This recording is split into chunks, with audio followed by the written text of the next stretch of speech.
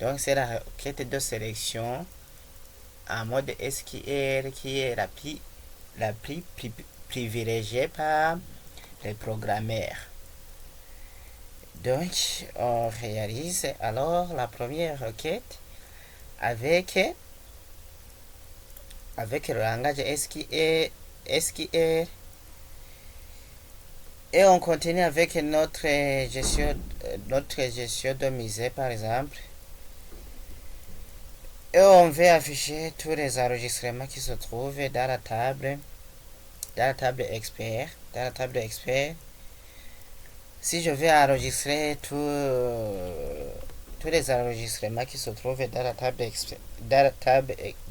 expert, je passe dans l'onglet créer. Et puis je vais dans le groupe requête et je clique sur création de requête.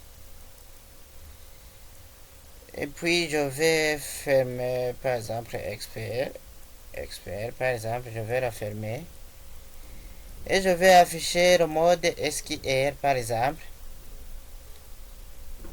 Pour afficher le mode SQL, on clique dans l'onglet créer, dans affichage, choisissez mode SQL, c'est le langage qu'on va utiliser et je vous donne alors le premier exemple.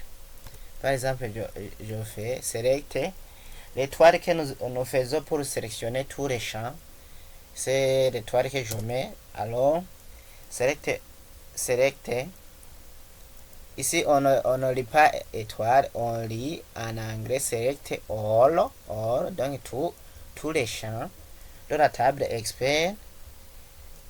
De quelle table? From expert. Oui.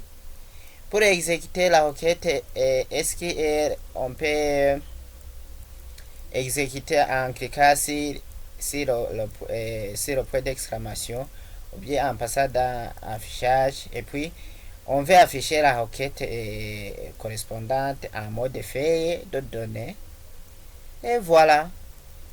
Si je veux revenir en mode SQL ici dans la barre d'état, je peux cliquer en mode SQL ou bien ici affichage, je clique sur SQL mode.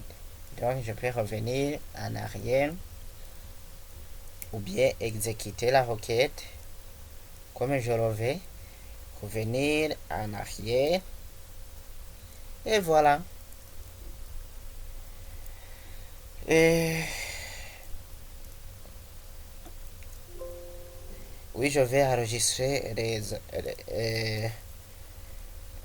les modifications apportées à cette requête et je vais faire select requête étoile. Ici on donne une requête qui comporte au minimum les deux clauses